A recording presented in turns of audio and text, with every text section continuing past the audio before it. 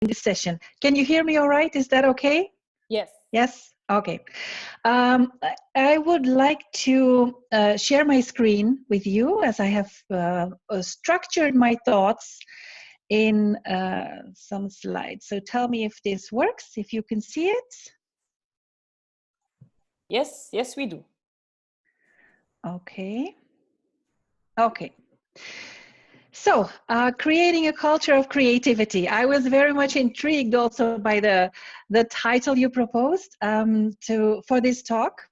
And one thing that I wanted to start with was, and you introduced me as one of the co-founders of Center for Balanced Leadership, which is correct. Something that I also want to share with you is that the day before the lockdown in Belgium, not only the day before the lockdown, but on Friday the 13th, we were starting a new business. And the new business is called Inclusion Now.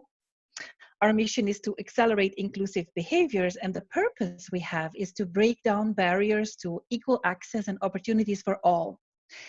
So we were full aware that something was going on already, yet there we were signing the papers on a Friday the 13th, which is for some could be considered as an unlucky day. But also the next day, everyone was at home. So there was no way of going out and meeting new clients, for instance. So what I want to share with you in the coming minutes is some elements of creativity, innovation, but also some of the experiences that we had with the new company in these times of crisis.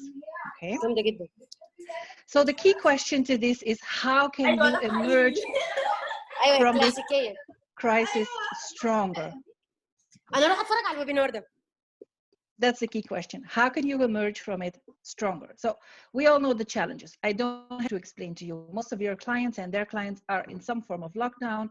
They're busy with other stuff than work, other stuff than what you have to offer. So people are thinking about whole other things that they have on their minds right now. It might also be that the request for your offering has completely disappeared, diminishes, stays intact, or increases. Depends on what you are offering today. So the question is, how can you address these changes in yourself, in your market, in your business? Obviously, also by tapping into your creative potential. Now, what is creative potential? Creativity, innovation is thinking about things differently. Creativity is not about the one creative genius who has loads of creative ideas, or the one creative person who comes up with new ways of looking at things, or nice colors for something that you already have. This is about the ability to look at things from different perspectives. So it's also about diversity of thought. How do you think? And can you surround yourself with people who think differently, who do not think like you? So I have in this webinar a few questions for you. The first question is, how creative are you?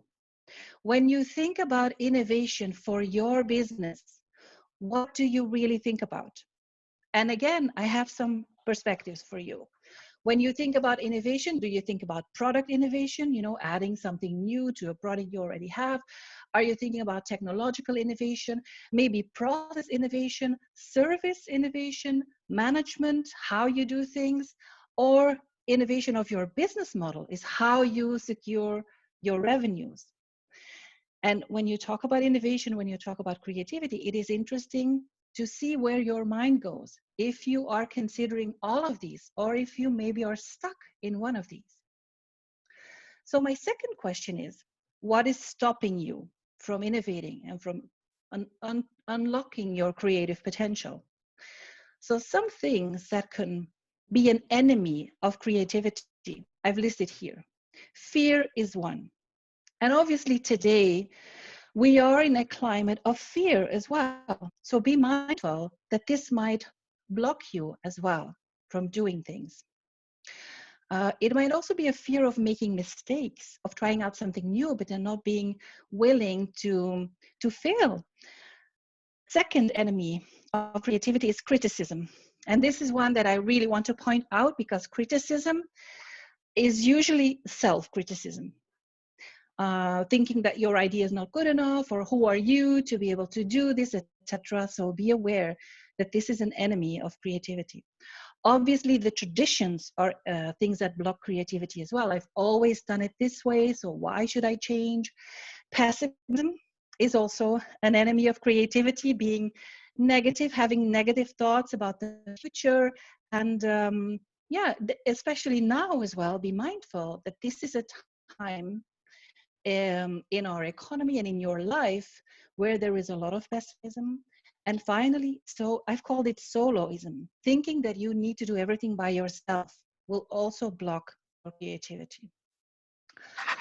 So when you look at the waves that we have at the moment, how do you experience, how do you feel that wave?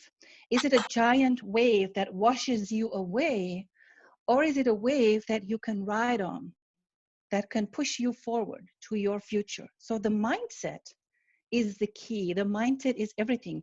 You send out, you get back what you send out. You get back what you send out. So my third question is, how are you approaching it?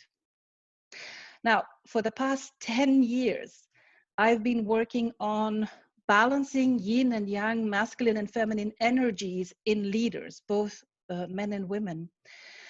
And if you look at it from that perspective, how are you approaching it? This is a time in which we definitely need that balance.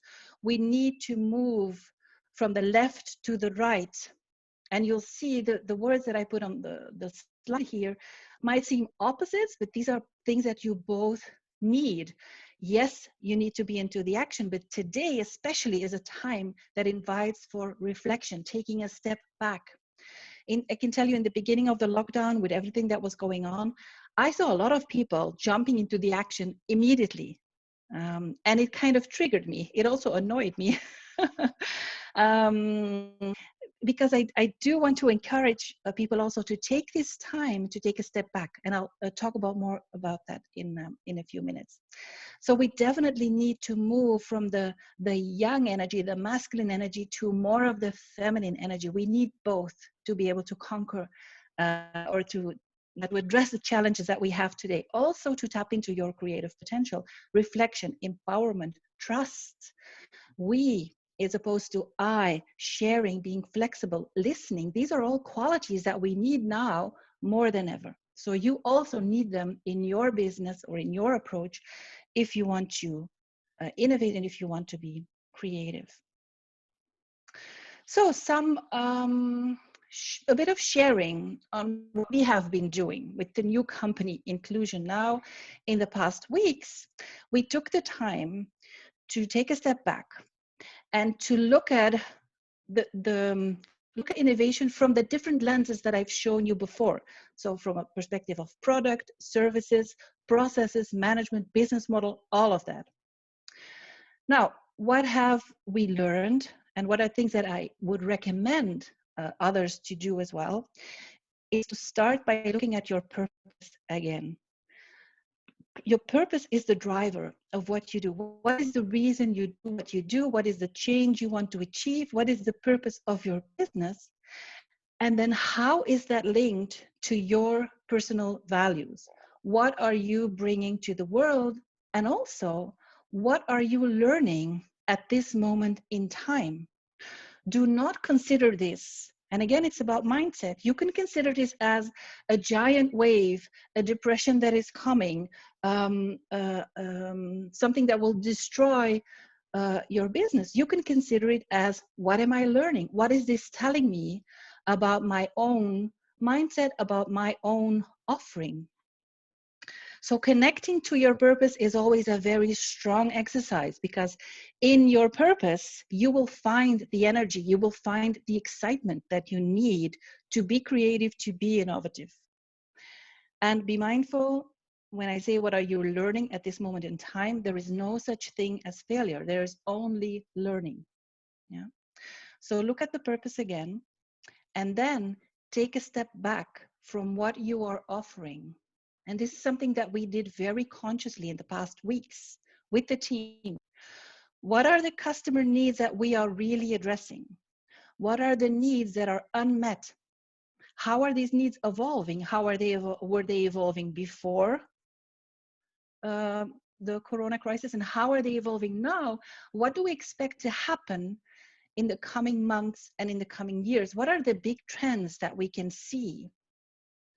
And also an important question is, what are the orthodoxies that you have in your market or in your company? And I can tell you that when we went through the exercise, we found a lot of orthodoxies. For instance, one of the orthodoxies that we have, and we had, and we still have a bit, so something that is takes continuous work, is the orthodoxy that we do our best work when we are working with a client face I'm to sorry, face. Michelle. We have a Yes, question. There is a question. yes. What do you mean with orthodoxies, for those who don't know? Okay, yes, a good question. Thank you. An orthodoxy is something that you consider to be true, a truth that is never questioned. Yeah. So think about that, what that means. So I will give you the example. In our case, the orthodoxy was, if we want to be good coaches, if we want to be helpful to work with the leaders that we work with, we need to meet them face to face, and we do our best work when we are in a room with people. Now, obviously, that's an orthodoxy. It also meant that when you talk to us about online learning, for instance, we were quite hesitant because there is a lot of e-learning programs out there. And for what we do, we never really saw the big value of these. We preferred a face-to-face coaching delivery model. That is an orthodoxy. It's not because what the e-learnings that we identified were not really what we considered to be high value, that it cannot be valuable to a client. And it also doesn't mean that there's not something to be developed that does meet more of the expectations of clients, and that is also high in value. So it is about challenging the way you think about your business. What are the things that you hold to be true that everyone in the business says, oh yeah, this is true? Just think about that, if you can challenge that. And it also encouraged us to look at our business from a different perspective, not in terms of the products and services that we have developed over the years and that we are offering, but more in terms of, okay, let's take away the products, let's take away the services. Let's focus only on the customer needs. What exactly is it that people need from us? And there you need, obviously, diversity of thought. You need to have these brainstorms with different perspectives and different people. And then look at these needs and say, okay, which needs are we addressing and which have we really not been addressing? And why was that? And there's always a good reason. And usually when you're in a business as usual situation, you are so busy addressing your clients and working for your clients that you rarely take the time for an exercise like this. So this is something that we very consciously did. And this is about looking at the bigger picture also. So I would say some advice also is, how would you destroy your own business? Look at your business and think, okay, what would destroy my business? What is a type of competitor or offering or technological evolution or something that could happen that would completely destroy my business? I wouldn't have any client left. And then think, okay, what if I did this myself? Is this something that I can do? This opens up possibilities in your thinking as well. And then when you build the new, when you are being innovative, when you are designing new things, don't build for this storm only. Build your desired future. So don't build for the situation that we are in today only. Look back at your purpose, look back at your roots, why you are doing what you're doing. What can also help is, because going through these reflections can be quite daunting. It can be difficult because what I'm inviting you to do is to mentally break down what you have built to build the new. So what can help in the mindset is if you consider it as an experiment, an innovative experiment. So go on this experiment yourself and see what comes out. A last point that I want to share with you is, how do you show up? So the previous points that I mentioned are about looking at your business in a new way, looking for new ideas, new ways of doing things. But what about you? How do you show up in this moment? And there again, this is an invitation to rebalance and give more attention to the feminine energy. And when I talk about feminine energy, I'm not talking about women. Every individual has masculine and feminine energy. The father of analytical psychology, Carl Gustav Jung, said, the personal development of a human being depends on the level of integration of your inner masculine and feminine energy. This applies for everyone, every human being, regardless of your gender identity. But this is a time in which accessing and being able to draw from your feminine energy will help you a lot. So I've mentioned here some of the elements in the feminine energy that we have been using a lot in the past weeks. Empathy, put yourself in the shoes of your clients and their clients. To be inclusive, if you want to have diversity of thought, you need to be able to include all. This is also a time for solidarity. It is not a time for you to be pushing, but seeing how can you be of service. It's a time for compassion. It's also a time for flexibility. I've seen things happening in companies now in a few days that they were already talking about for 10 years, because now you have to. So there's a big need for flexibility. There is also an enormous need for trust, because when we don't see each other, when we have to rely on one another remotely, we need to trust each other. It's a different model than a control model. This is also a time for sensing what is going on and how can I connect with people in my team, with people at my clients, sensing because my senses are limited. I cannot use all my senses because I'm not physically there to use them. I heard a doctor yesterday evening say, I need to do my consultations by phone because patients are not allowed to come into my office. So usually I use all my senses. Now I can only listen. So how are you going to go about sensing? This is a time for sharing as well, and for collaborating. And that is something that we have very consciously been doing as well. In full transparency, in openness, this is also a time to create new alliances, to create new partnerships, to collaborate with people so that you can grow together. So this is a time to reach out to others. You don't have to do it alone. And it is a very important time to build the relationships. And Just to keep thought some, that some time for discussion. Yes, this was my final sentence. Okay, you have 1 minute, and then we Yes. open the floor for discussion.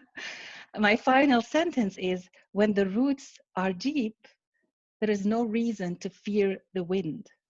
So when we talk about innovation and creativity in this time, it is also about, and when I talk about purpose and refining your purpose, being innovative, all that, it is about the roots of you and the roots of your business as well. So this is a time to pay extra attention to the roots, and then you don't need to fear the wind. Thank you. Amazing conclusion, Michèle. Thank you so much for this inspiring presentation. I'm sure the participants have questions to you. I think this is a golden moment. Someone said they love your conclusion. That's amazing. So this is a golden moment for you to interact with Michèle. Maybe you have more questions. Please feel free to unmute your microphone and ask the question and mute it afterward. Thank you.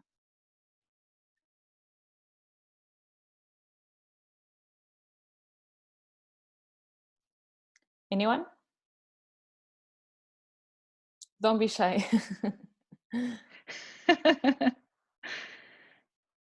Yes, definitely don't be shy. We're a small group, so Indeed. In that case, I think, Michèle, maybe you can just kind of, explain more if you want to highlight any more points about your presentation, and maybe afterward the participant will feel confident to ask questions.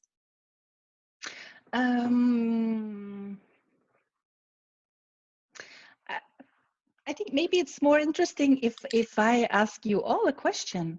Please. Because the topic of creativity in times of the crisis has triggered you. So how do you experience this time? Is it an opportunity to ride that wave? Is it an opportunity to unlock creative potential? Or is it more of a,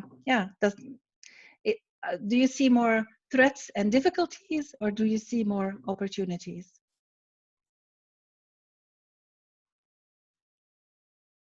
So anyone who would like to answer that question, feel free. Hi, Yeah. Michèle. Oh, perfectly.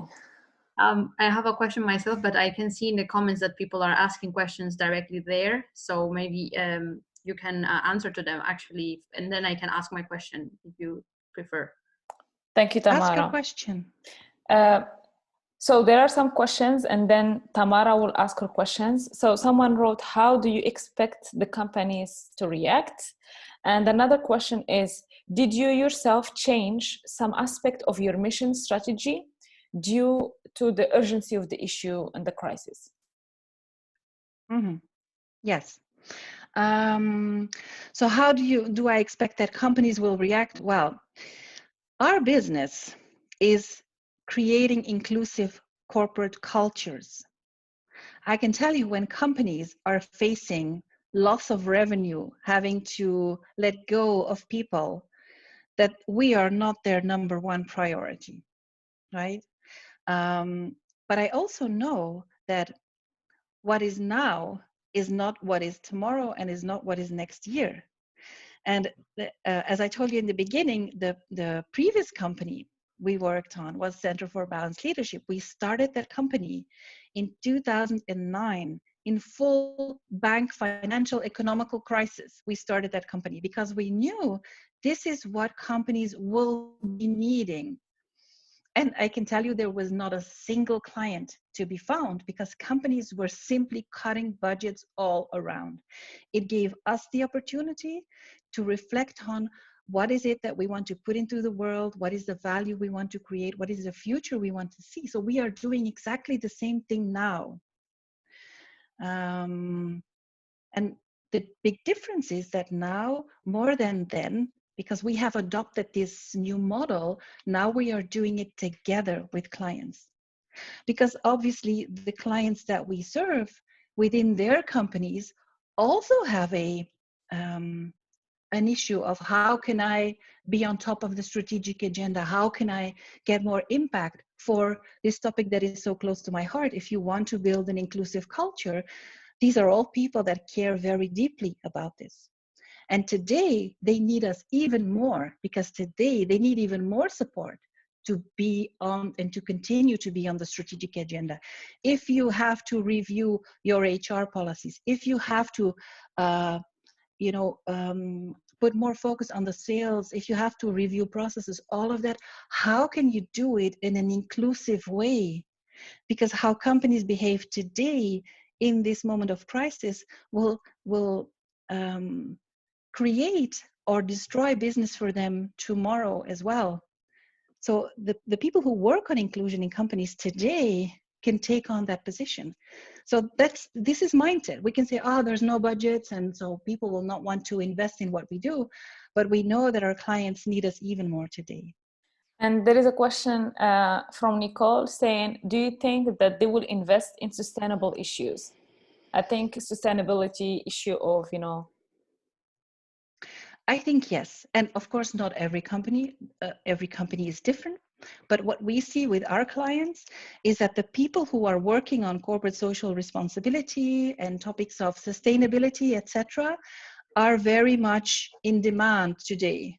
So companies are or I would say an increasing amount of companies are aware that these are times in which people not only look at them from a business perspective, but also it is a time of solidarity. It is a time of flexibility. It is a time of caring. So people are consciously looking at companies to see how are they reacting, how are they acting. Is it in the interest of themselves only, or in the interest of all the stakeholders? So yeah, I do think it's a good time for that.